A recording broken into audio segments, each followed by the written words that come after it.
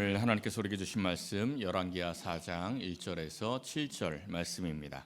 구약성경 열왕기하 4장 1절에서 7절 하나님의 말씀 봉독하여 드릴 때 하나님의 음성을 경청하십시오.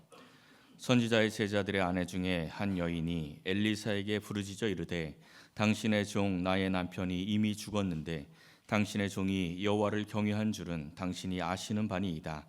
이제 빚준 사람이 와서 나의 두 아이를 데려가 그의 종을 삼고자 하나이다 하니 엘리사가 그에게 이르되 내가 너를 위하여 어떻게 하랴? 내 집에 무엇이 있는지 내게 말하라. 그가 이르되 계집종의 집에 기름 한 그릇 외에는 아무것도 없나이다 하니 이르되 너는 밖에 나가서 모든 이웃에게 그릇을 빌리라. 빈 그릇을 빌리되 조금 빌리지 말고 너는 내 두 아들과 함께 들어가서 문을 닫고 그 모든 그릇에 기름을 부어서 차는 대로 옮겨 놓으라 하니라.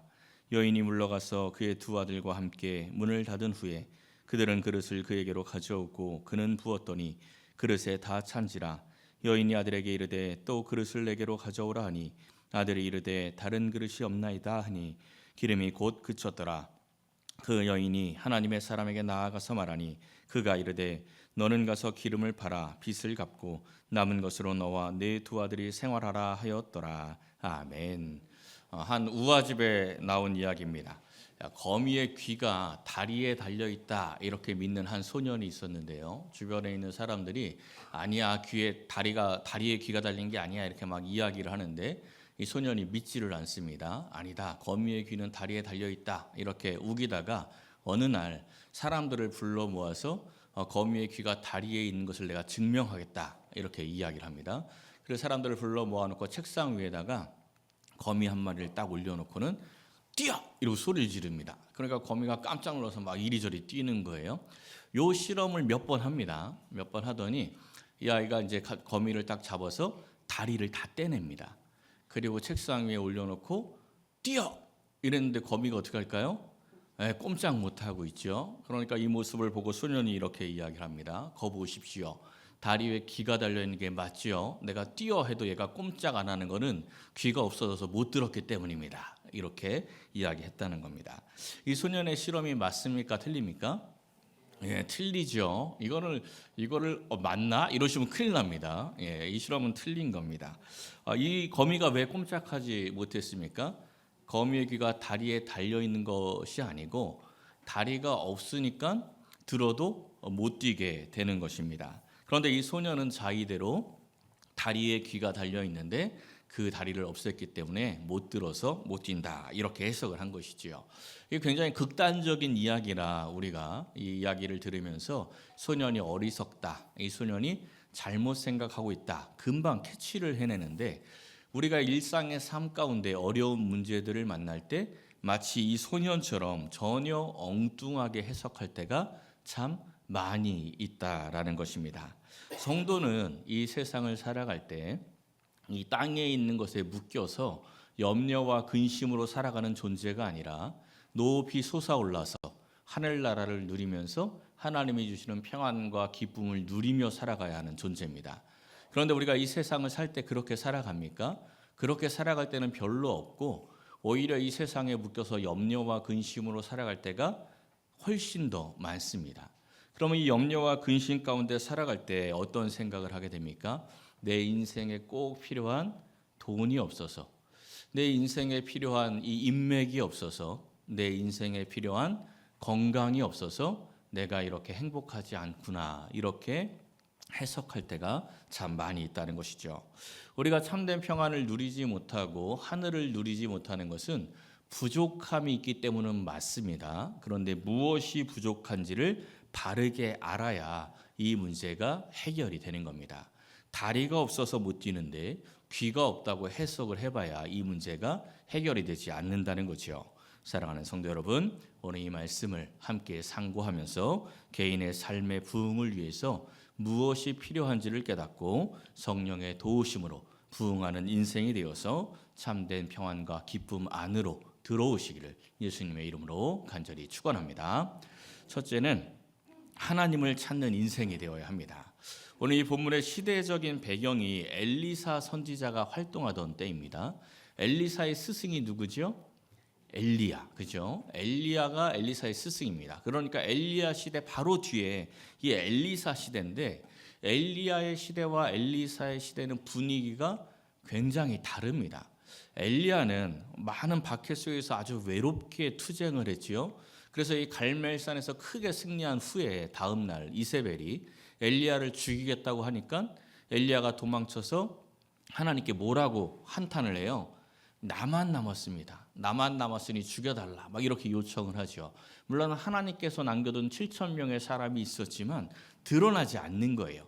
그러니까 이 기독교 신앙이 아니라 여호와 신앙이죠. 그때는 이 여호와의 신앙이 아주 박해당하던 시대이기 때문에 7천 명의 사람이 남아 있어도 눈에 띄지 않는 시대.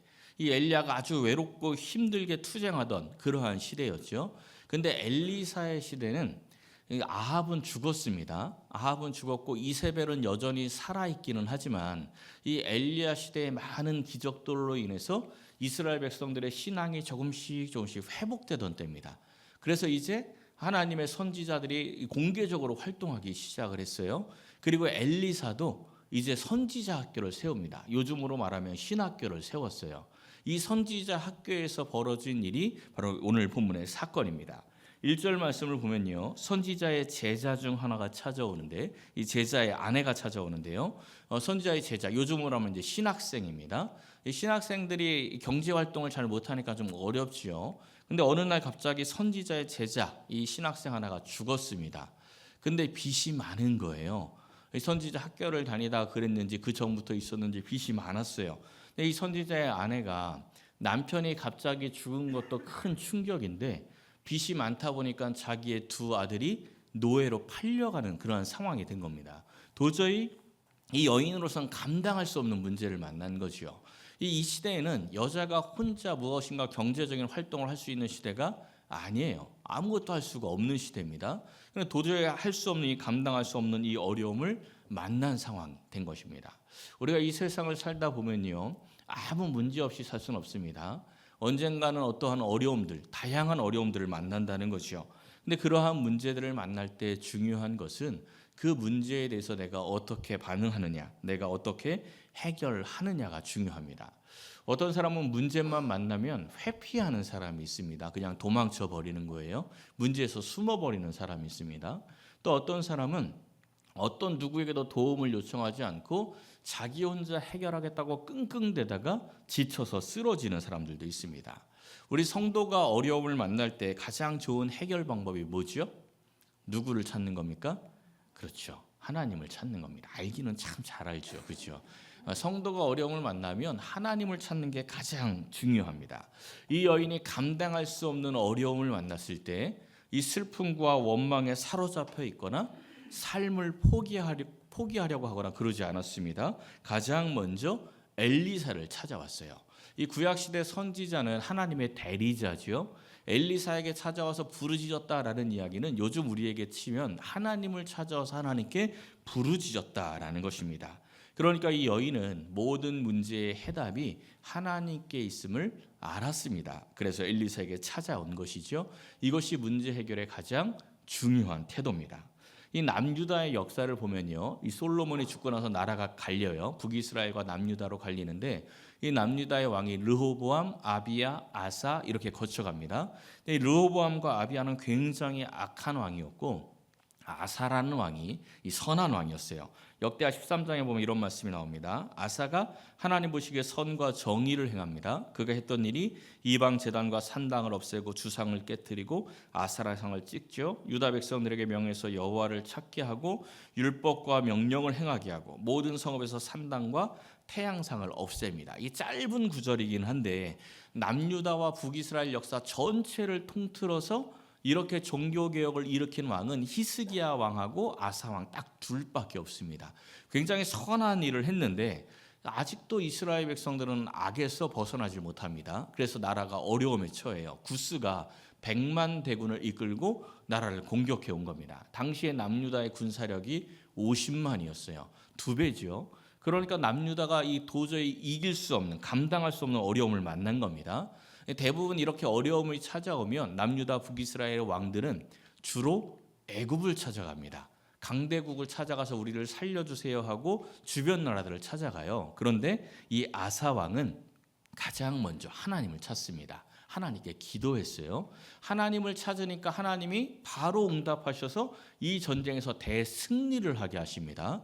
이 승리를 딱 하자마자 선지자 아사랴가 찾아와서 아사에게 전한 말씀이 있습니다. 이렇게 이야기를 하는데 이 말씀이요, 역대기서 전체의 주제라고 보시면 돼요. 역대기서 전체의 주제를 압축해 놓은 구절이 이 말씀입니다. 너희가 여호와와 함께하면 여호와께서 너희와 함께하실 것이다. 너희가 그를 찾으면 그가 너희와 만나실 것이다. 그를 버리면 그도 너희를 버릴 것이다. 이게 역대기의 주제입니다. 우리가 하나님을 찾으면 하나님이 함께하시고 우리가 하나님을 버리면 하나님도 우리를 버린다. 이 말씀이 성경에서 계속 반복되는 하나님의 언약입니다. 역대상 28장에서는 다윗이 솔로몬에게 이와 똑같은 말씀을 합니다. 또 신명기 4장에서 보면 모세가 마음을 다하고 뜻을 다하여 하나님을 찾으면 만날 것이다 이렇게 말씀합니다. 이 말씀이 신약에서도 반복되죠. 야고보서에 가보면 이런 말씀이 나옵니다. 하나님을 가까이 하라 그리하면 너희를 가까이 하시리라. 이 말씀을 우리는 꼭 기억해야 합니다. 우리가 하나님을 찾기만 하면 하나님께서 언제든 우리와 만나주시고 응답해주시고 함께 해주신다는 겁니다. 이사야 65장 1절과 2절 말씀을 세 번역으로 한번 보십시오. 나는 내 백성의 기도에 응답할 준비를 하고 있었지만 내 백성은 아직도 내게 요청하지 않았다. 누구든지 나를 찾으면 언제든지 만나려고 준비를 하고 있었지만 아무도 나를 찾지 않았다. 내 이름을 부르지도 않던 나라에게 나는 보아라 나 여기 있다 보아라 나 여기 있다 하고 말하였다. 제멋대로 가며 악한 길로 가는 반역하는 저 백성을 맞이하려고 내가 종일 팔을 벌리고 있었다. 아멘. 우리가 하나님께 기도할 때 응답을 간절히 기다리죠. 그런데 우리가 하나님의 응답을 간절히 기다리는 것처럼 하나님께서는 우리에게 응답해 주시려고 애타게 간절하게 기다리고 있음을 말씀하고 있다는 겁니다. 악한 길로 가고 반역하는 백성을 두 팔을 벌리고 기다리고 있다. 이 모습 좀 어디서 많이 본 것 같지 않습니까? 신약에서 우리 예수님께서 탕자에 비유해 주셨죠. 아버지를 버리고 떠났던 그 탕자를 기다리던 그 아버지의 애타하는 모습, 그 모습이 바로 하나님의 모습이라는 겁니다. 하나님께서 그 아버지의 사랑으로 우리를 기다리면서 나 여기 있다 보아라 좀 봐라 내가 여기서 너 기다리고 있다 이렇게 애타게 말씀하면서 종일 팔을 벌리고 계신다는 겁니다. 이 하나님의 음성을 우리가 들을 수 있어야 합니다. 이사야 65장 24절에 이렇게 말씀합니다. 우리가 하나님을 찾으면 부르기도 전에 응답하시고 말을 마치기도 전에 들으실 것이다 이렇게 약속해 주십니다. 하나님을 찾고 만나는 것이 모든 문제 해결의 열쇠이고 우리 인생 부흥의 출발점이라는 것을 꼭 기억하고 날마다 하나님을 찾고 하나님과 가까이 하시기를 예수님의 이름으로 간절히 축원합니다. 두 번째는 내게 주신 것으로 시작을 해야 합니다.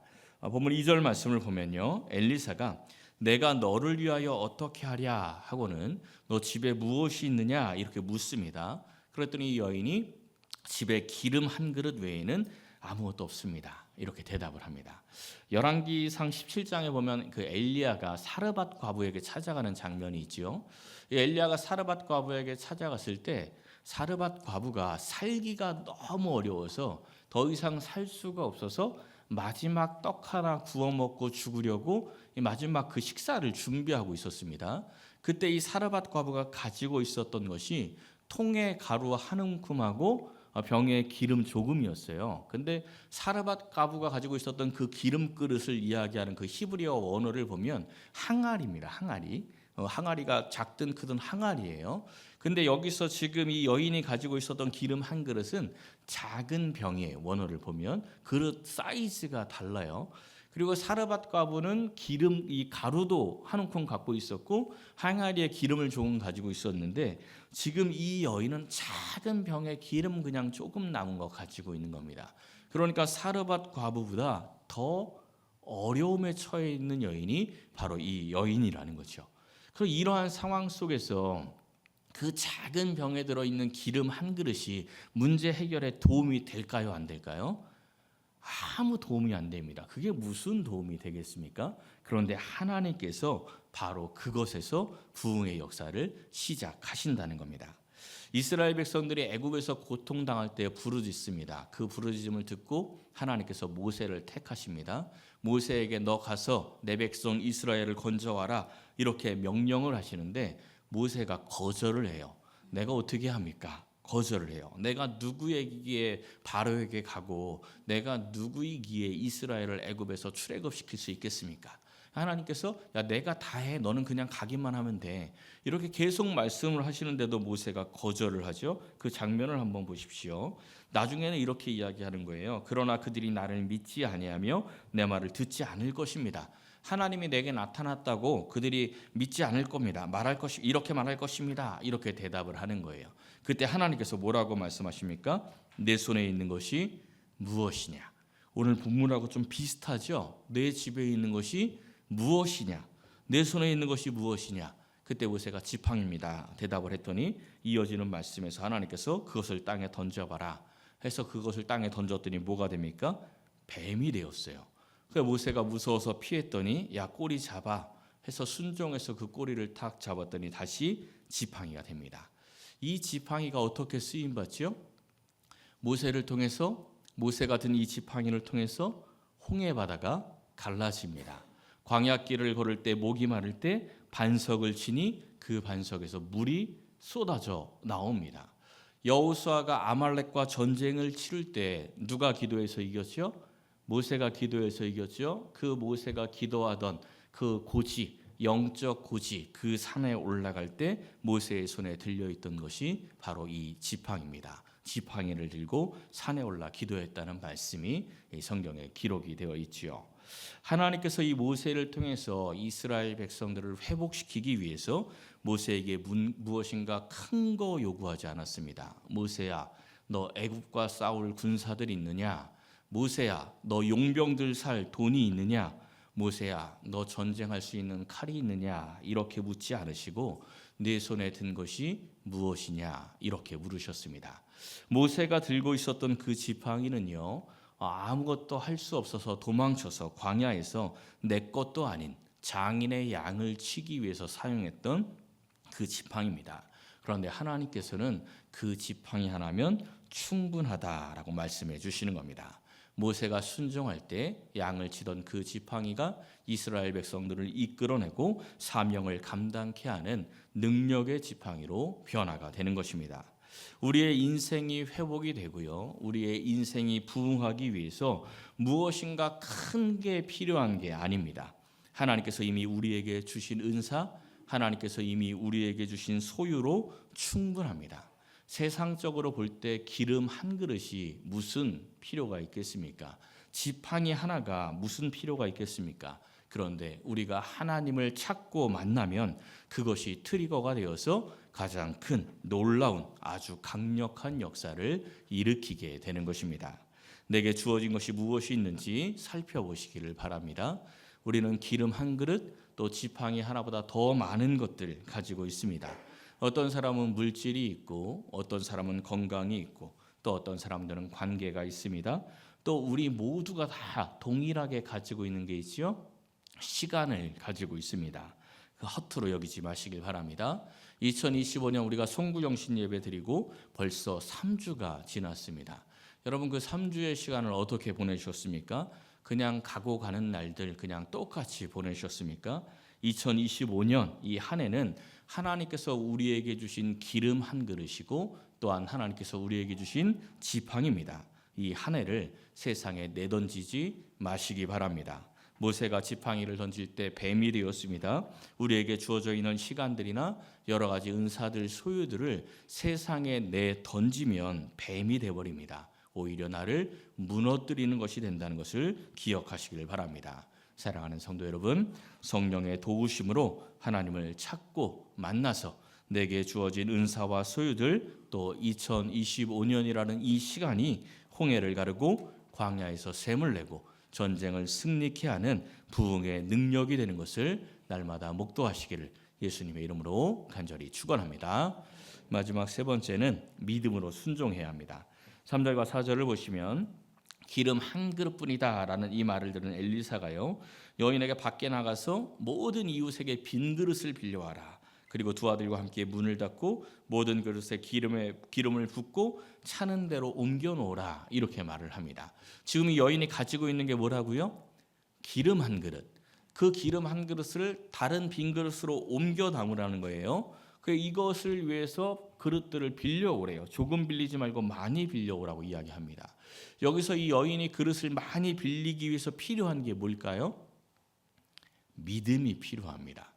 왜냐하면 빈 그릇에 옮겨 담으라고 했는데 그 빈 그릇이 채워질 것을 믿어야 그 채울 빈 그릇들을 많이 빌려오지, 믿음이 없으면 그릇을 빌려올 이유가 없습니다. 집에 있는 그릇에 옮겨 담아도 충분하거든요.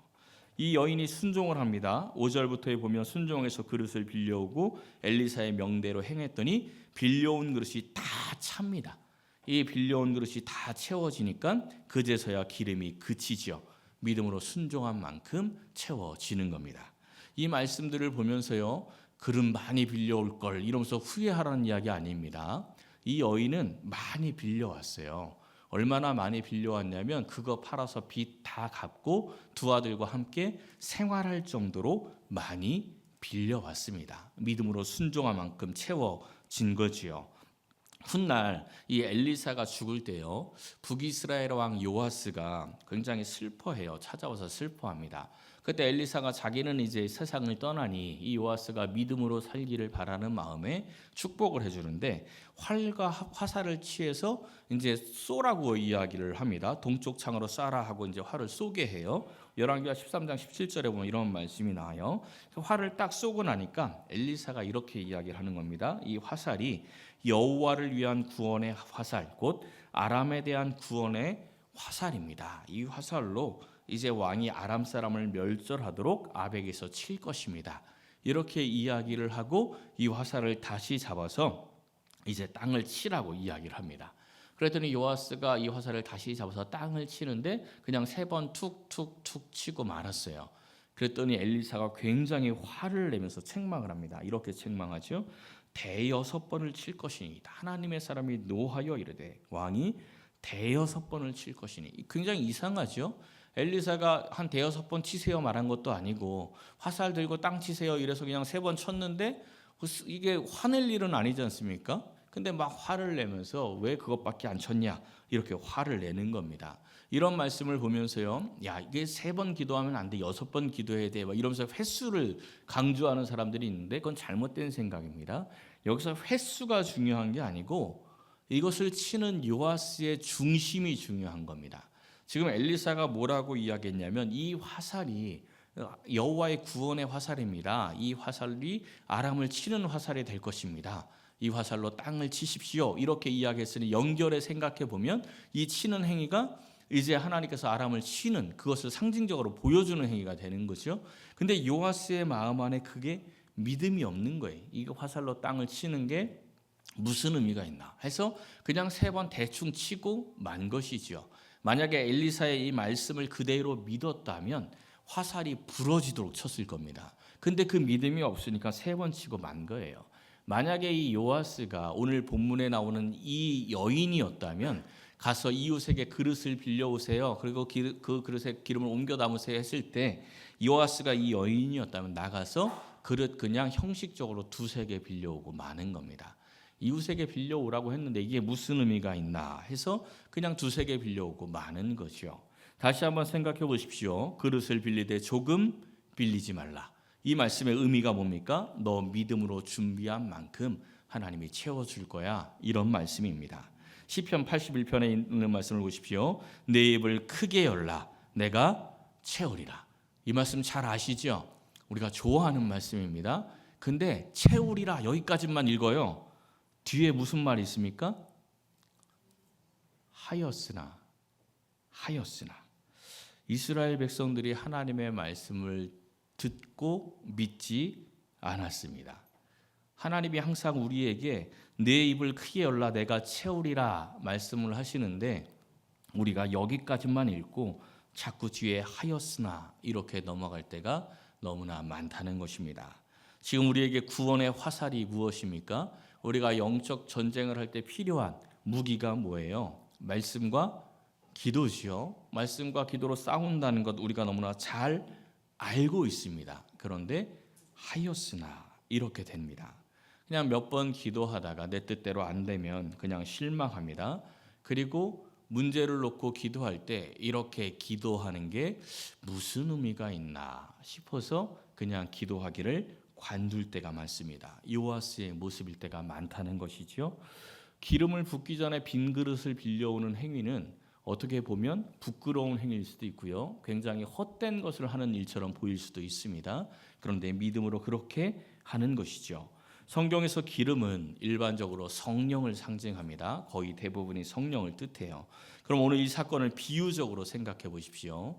성령은 이미 우리에게 임하셨습니다. 그러면 성령이 나를 이끄시는 대로 우리가 성령을 주인님 삼아 성령을 따라 살아가야 하는데 우리가 성령의 음성을 자꾸 밀어냅니다. 성령께서 우리에게 예배 잘 드려라, 말씀 열심히 읽고 말씀대로 살아야 한다 하고 성령이 우리를 자꾸 이끌어 가는데 우리는 자꾸 성령을 밀어낸다는 겁니다. 그러니까 우리도 마치 이 여인처럼 내 영혼의 집에 성령이 차지하고 있는 공간이 그냥 작은 그릇 하나에 조금 차지하고 있는 겁니다. 그러니 성령의 뜻대로 살지 못하고 내 뜻대로 살아가게 되는 것이요. 사랑하는 성도 여러분, 올해는 우리 마음의 그릇을 많이 준비하시기를 바랍니다. 성령이 이끄실 때마다 우리가 순종하면 그 마음의 빈 그릇에 성령이 계속 채워져 나가는 것입니다. 그리할 때 이 선지자의 아내처럼 인생 부흥의 역사를 삶의 자리에서 체험하게 될 줄로 믿습니다. 올 한 해 성령의 이끄심대로 하나님의 은혜대로 성령의 능력으로 부흥하는 인생들이 되시기를 예수님의 이름으로 간절히 축원합니다.